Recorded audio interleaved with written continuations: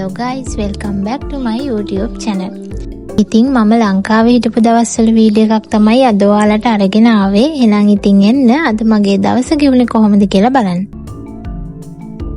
උදේම මම ආවා මගේ full body check up එකක් කරගන්න. මේකට පැය 12ක් fasting ඉඳලා තමයි එන්න ඕනේ. ඉස්රායල් වලදී අපේ ඉන්ෂුරන්ස් කාඩ් එකකින් උනත් අපිට මේ දේවල් කරගන්න පුළුවන්. ඉතින් මට ලේසි කියලා හිතුන නිසා මම මෙහෙන් කරගත්තා. මට ටවුන් එකේ තව වැඩ වගේක් කරගන්නත් තියෙනවා. ඉතින් ඊයේ රෑ ඉඳන් මුකුත් කාලා නැති නිසා මම ආවා මුලින්ම මොනා හරි කන්න.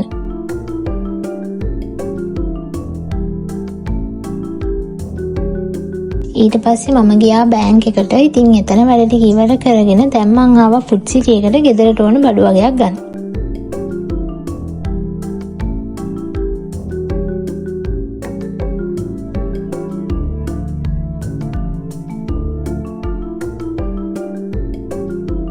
ඉතින් මම නයි අද්දි අරගෙන යන්න ඕන දේවල් ඔක්කොම ටික ලිස්ට් එකක් හදාගෙන ඉන්නේ. ඉතින් පුළුවන් වෙලාවට මම මේ දේවල් ටික අරගෙන තියාගන්නවා. ඉතින් ලිස්ට් එකක් හදලා තියාගත්තාම අපිට කිසිම දෙයක් මිස් වෙන්නේ නැතුව කරගන්න පුළුවන්. ඉතින් මම ගන්නම් කියලා හිතාගෙන ආපු දේවල් ඔක්කොම වගේ මට ගන්න පුළුවන් වුණා. දැන් මගේ ටවුන් එකේ වැඩ ටික ඔක්කොම ඉවරයි. ඉතින් මම දැන් සියරවත් නර්සරි එකෙන් අරගෙන හිමම යනවා ගෙදර.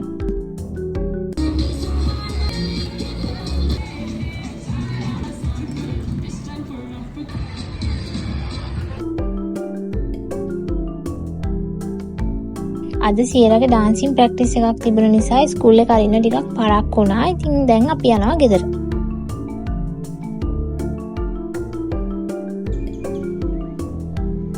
ගෙදර ආවට පස්සේ වොෂ් එකක් එහෙම දාගෙන දැන් ඉතින් ෆ්‍රෙෂ් වෙලා ආවා. ඉතින් අද අපි රෑ වෙලා කැන්ඩි යන්න තමයි හිතාගෙන ඉන්නේ අපේ ගෙදර. ඉතින් තාම නම් ෂුවර් එකක් නැහැ.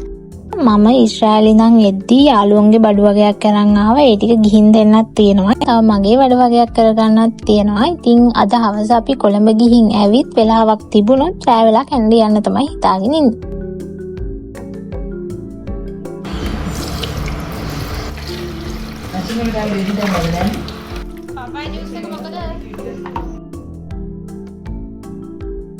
මම Facebook එකේ දැක්ක ඉක්මනින් හදාගන්න පුළුවන් බිස්කට් පුඩින් රෙසිපි එකක්. ඉතින් මට හිතුණා ඒක try කරලා බලන්න.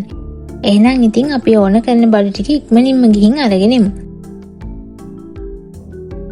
ඉතින් මේකට මුලින්ම අපි කැරමල් එක හදාගෙන ඊට පස්සේ ෆ්‍රෙෂ් මිල්ක් එකට බිත්තර, සීනි, බිස්කට් දාලා ලුණු ටිකක් දාලා හොඳට මික්ස් වෙනකන් බ්ලෙන්ඩ් කරන්න ඕනේ. ඊට පස්සේ ඒක අපි කැරමල් එක හදාගත්ත භාජනයට දාලා විනාඩි 45ක් විතර ස්ටීම් කරන්න තමයි තියෙන්නේ. ඊට පස්සේ පැය 2ක් විතර වගේ ෆ්‍රිජ් එකේ තියලා අපිට මේක කැමරට ගන්න පුළුවන්. ඉතින් හදලා ඉවර වුණාට පස්සේ මෙන්න මේ විදිහට තමයි තියෙන්නේ. ඉතින් ඇත්තටම මේක හරිම රසයි. හදන්න ගොඩක් දේවල් ඕනෙත් නැහැ. ඉතින් ඒ වගේම ඉක්මනින්ම හදාගන්න පුළුවන්.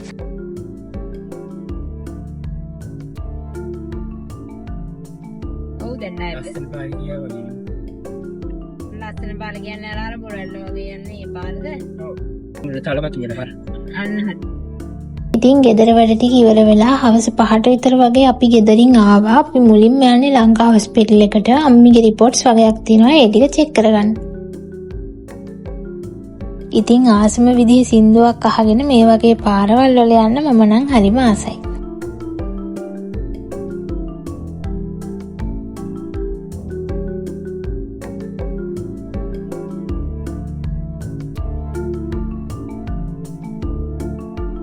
අම්මී අයියයි ડોක්ටර් ළඟට ගිහින් වැඩ ටික ඉවර කරගෙන එනකන් මම ආවා මෙතනින් මැජික් කෝන් එකක් ගන්න.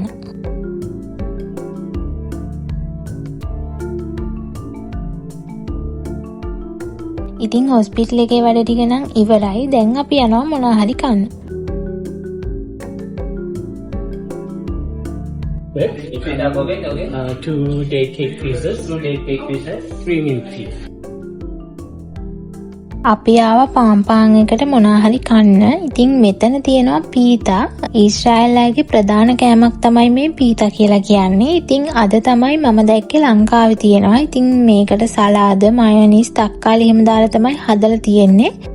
ඉතින් අයියා රසයි කියලා කියපු නිසා මමත් එකක් ගත්තා කාලා බලන්න. ඉතින් අපේ ඊළඟ ඩෙස්ටිනේෂන් එක තමයි පෝර්ට් සිටි එක.